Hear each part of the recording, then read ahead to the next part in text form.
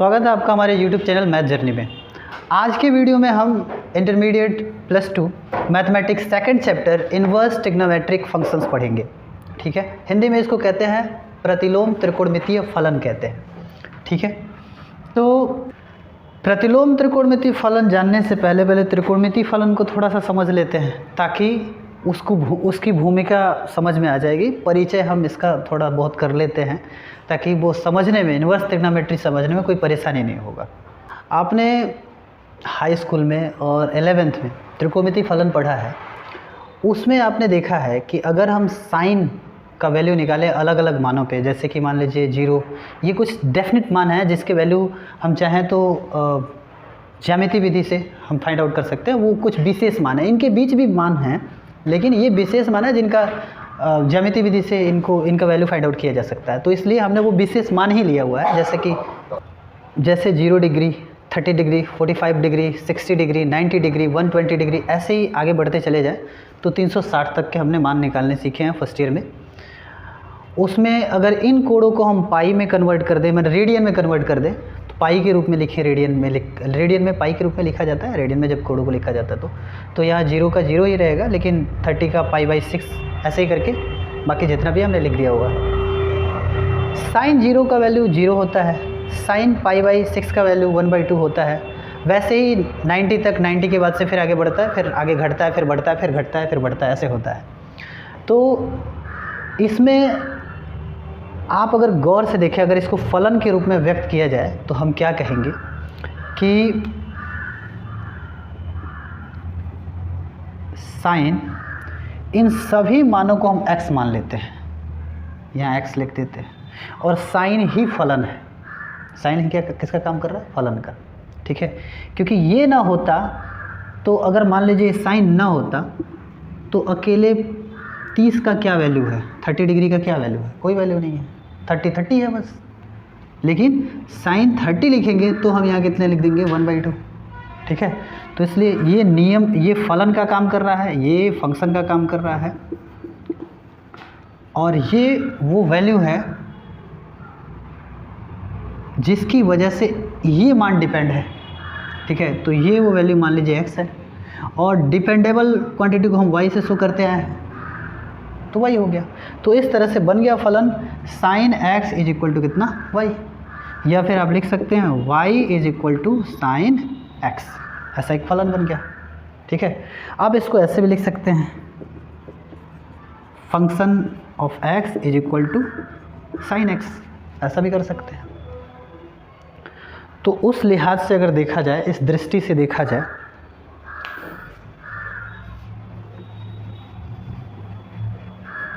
तो हम ये कहेंगे कि ये जितने मान हैं, ये सभी मान जो हैं इमेज कहलाएंगे फलन में अगर जाके देखें तो। और ये जो x के मान हैं, जो एंगल हैं, वो कहलाएंगे प्री इमेज। ठीक है, मतलब ये डोमेन है और ये क्या है? रेंज। ठीक है, ये रेंज है और ये क्या है? डोमेन है। अब इन मानों में से कुछ विशेष मान ले लेते हैं। जैसे कौन से विशेष मान ले सकते हैं? इनको गौर से देखें तो ये फलन, मतलब साइन की जो वैल्यू है, साइन का वैल्यू 0 से आगे बढ़ता है और पहुंचता कहाँ तक है? 1 तक, और फिर 1 से घटना शुरू हो जाता है, घट के फिर कहाँ जाता है? 0। ठीक है, फिर यहाँ से और भी घटता है, 0 से भी छोटा होता है, यानी माइनस में जाता है, और कहाँ तक जाता है? -1 तक, और फिर -1 से धीरे धीरे बढ़ते हुए कहाँ पहुँच जाता है? 0 तक। तो इसको देख करके हमें ये लगता है कि जो f(x) का वैल्यू है वो -1 कम से कम और ज़्यादा से ज़्यादा +1, इसी के बीच में रहता है। ये मुख्य मान हो गया। ठीक है, कम से कम -1 और ज़्यादा से ज़्यादा क्या? +1, क्योंकि 0 भी है तो 0 तो इन दोनों के बीच में आ जाता है। तो इसलिए ये जो वैल्यू है वो समझ लीजिए कि ये रेंज हो गया, मुख्य मान का रेंज हो गया। ठीक है, कि इन्हीं के बीच में रहेगा फलन का वैल्यू, इससे ना कम होगा और ना इससे क्या होगा? ज़्यादा होगा। दूसरा x का जो वैल्यू है, अब हम ढूंढ लेते हैं कि x का वैल्यू कौन से x का वैल्यू है जो -1 शो करता है, जिस पे फलन -1 हो जाता है। फलन का वैल्यू यानी पूरे फलन का वैल्यू -1 आ जाता है। तो -1 कितने जगह हो रहा है हम ये देखेंगे। एक तो इस वैल्यू पर x के इस मान पर 3π/2, ठीक है, और बस यही मान हो रहा है, ठीक है। और +1 कौन से मान पे हो रहा है, π/2 पे। और कहाँ हो रहा है और कहाँ +1 हो रहा है, और कहीं नहीं हो रहा है ना, कहीं नहीं हो रहा है। मतलब -1 और +1 के ये दो वैल्यू। तो यानी कि डोमेन के लिए अब हम यह x के लिए अगर हम ढूंढें तो हम ये कह सकते हैं कि एक 3π/2 हो रहा है जो -1 को रिप्रेजेंट करता है, मतलब -1 के लिए उसका इमेज बनाता है, प्री इमेज -1 का होता है। और जो +1 वाला है वो π/2, मतलब π/2 का ये इमेज है +1। तो इस तरह से हमने दो यहाँ भी डोमेन में भी या फिर प्री इमेज में भी दो मिनिमम और मैक्सिमम इनके लिए मान ढूंढ लिए, ठीक है। अब आगे बढ़ते हैं। इसमें हम जो 3π/2 है इसका जो वैल्यू है वो 270 डिग्री है, 270 डिग्री है, ठीक है। अब आ जाते हैं क्वाड्रेंट में। ये x एक्सिस है, ये y एक्सिस है, और इसमें अगर मान लीजिए कि एंगल इनके बीच में है 90 डिग्री है तो हम कहते हैं फर्स्ट क्वाड्रेंट में। 90 से आगे बढ़ता है तो 180 तक सेकंड क्वाड्रेंट रहता है, द्वितीय चतुर्थांश, और यहाँ से आगे बढ़ते हैं तो तृतीय। तो अगर 270 की बात करें तो इतना ट्रबल करना पड़ेगा, यहाँ आना पड़ेगा, तब वैल्यू 270 होगा x का मान। तो y का मान कितना आएगा, -1 आएगा, होगा ना। लेकिन अगर हम कोणों के मापने की पद्धति में अगर एंटी क्लॉकवाइज ना जाएं, अगर क्लॉकवाइज घूम जाएं, यानी यही दूरी हम यहाँ तक भी आ सकते हैं। मैंने 270 तक पहुँचने के लिए हम उल्टा भी घूम सकते हैं। दो तरीका हो गया, फर्स्ट वे पहला मार्ग जाने का 270 तक, और दूसरा मार्ग उल्टा सेकंड वे उसका उल्टा। अब यदि कोण ऐसे घूमे, क्लॉकवाइज घूमे, तो उस कोण को किस में दिखाया जाता है, नेगेटिव में दिखाया जाता है। तो हम कितना घूमे यहाँ से यहाँ तक आने के लिए, 90 डिग्री। हर एक चतुर्थांश 90 अंश का होता है, 90 डिग्री, -90 डिग्री इस कोण को कहेंगे। यानी कि +270 को हम 270 डिग्री को कितना कह सकते हैं, -90 कह सकते हैं, -90। अब चूंकि 90 को π/2 लिखते हैं तो यहाँ कितना कर सकते हैं, -π/2। यानी ये जो 3π/2 है जो कि 270 का मान है, उसको हम चाहें तो लिख सकते हैं -π/2, और π/2 तो है ही।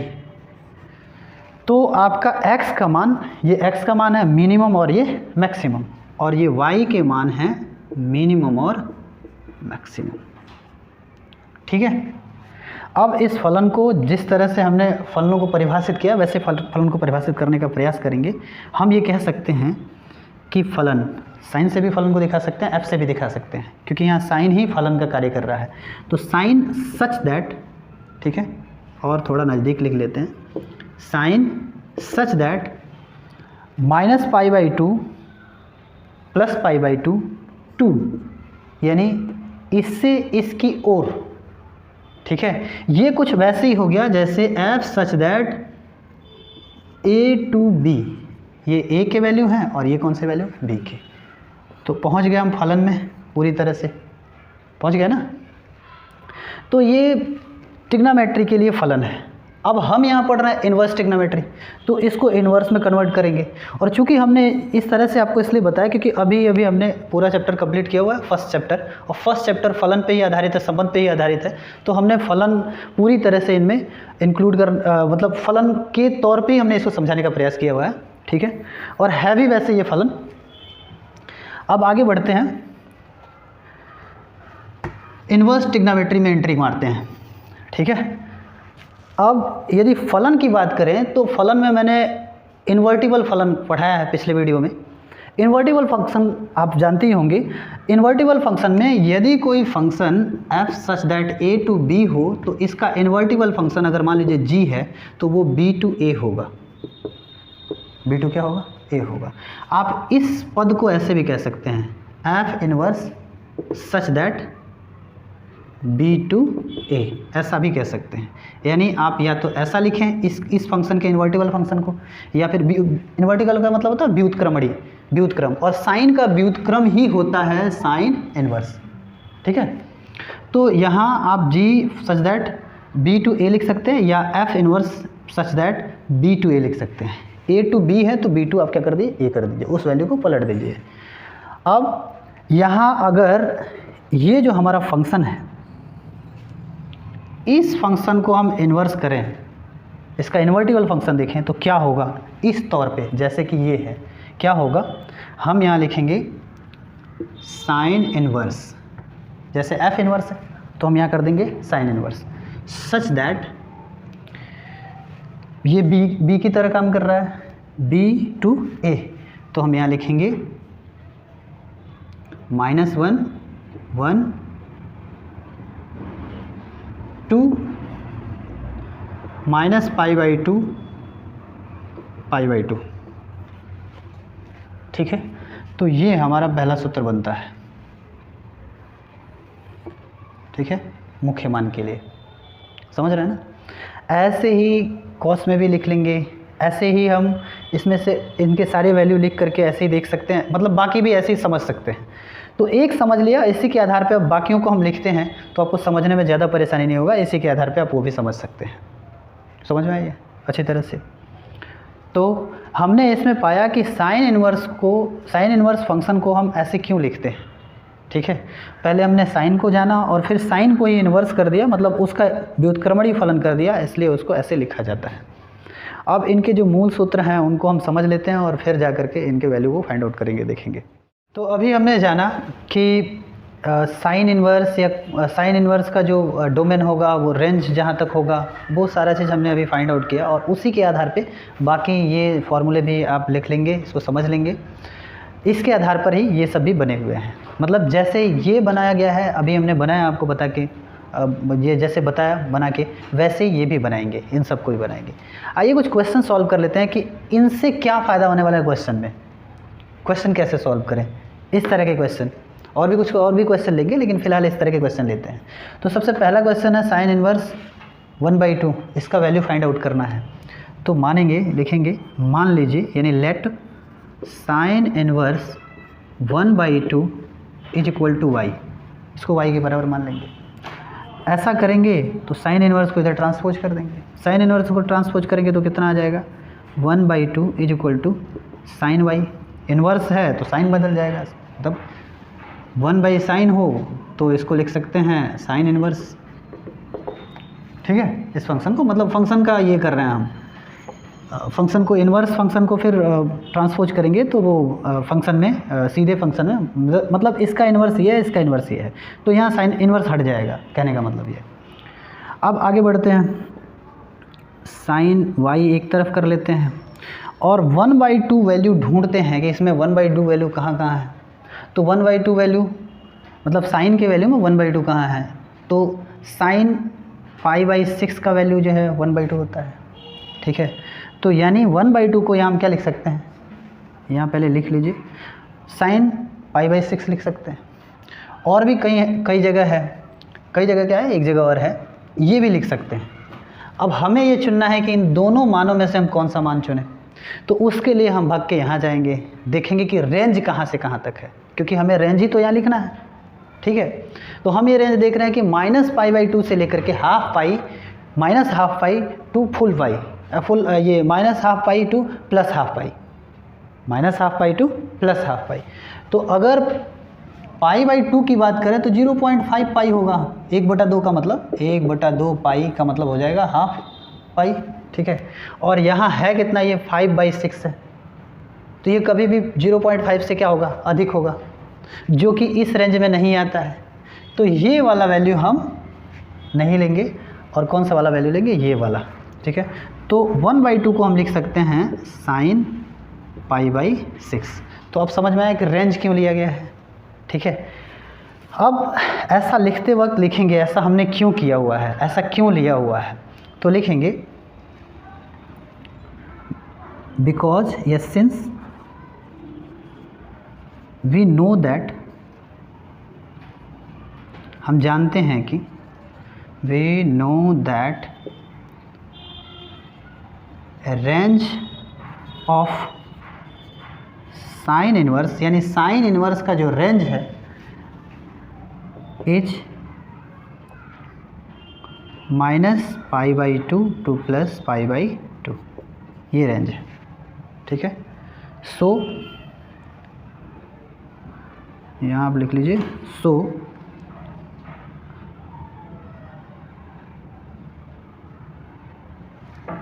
लिखें, उसको नहीं लिखें कि रहने दें। So sine π/6 is equal to 1/2, इसलिए हमने जो है 1/2 के वैल्यू को कितना माना है, π/6 माना है। अब आप ये समझिए कि sine y is equal to sine π/6 है, ये हमें प्राप्त हुआ है। दोनों तरफ से साइन को कैंसिल कर लेंगे, y का वैल्यू कितना आ जाएगा, then y is equal to हो जाएगा π/6, और y का वैल्यू तो हमें फाइंड आउट करना था, तो लिखेंगे हैंस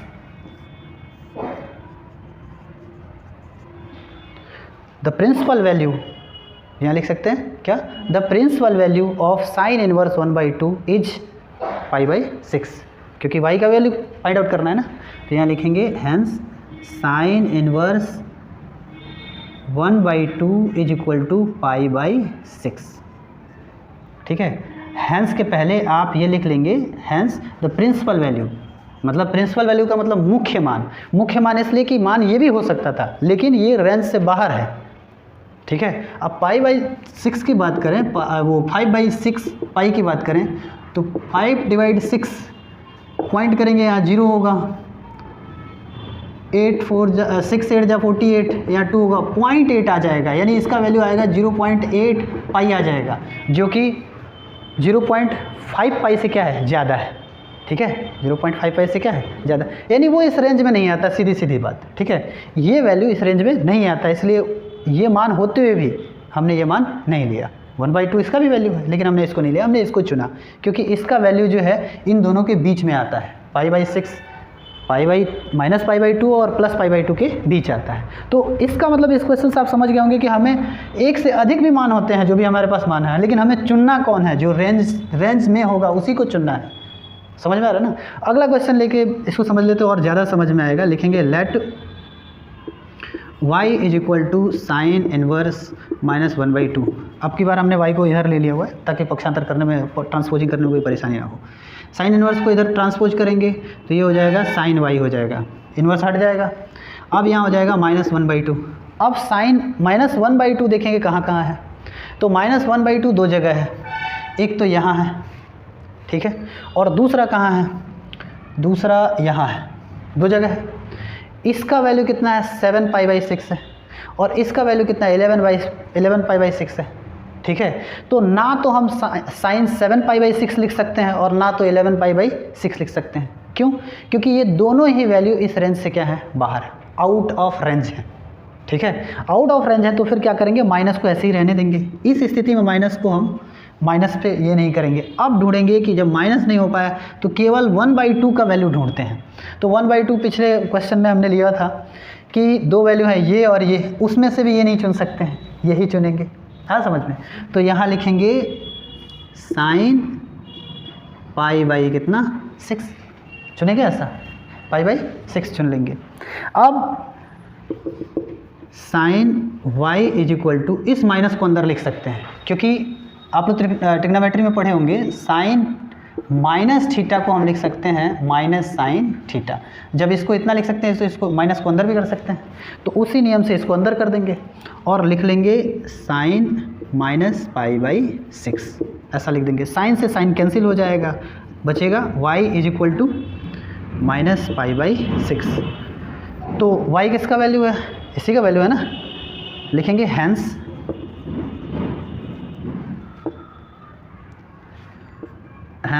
the principal value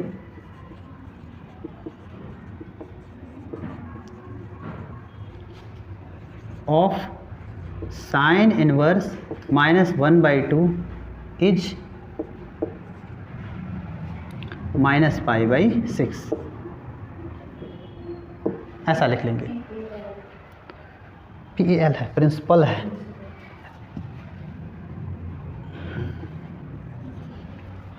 वो सिद्धांत वाला हो जाएगा ना, तो लिख लेंगे हैंस द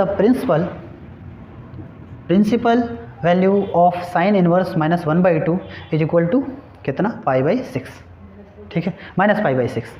अब इसमें एक चीज़ छूट गया है जो यहाँ हमने लिखा हुआ है, हमने ये मान क्यों चुना, वो आप चाहें तो मेंशन कर सकते हैं। आप लिखेंगे we know that the range of sine inverse is -π/2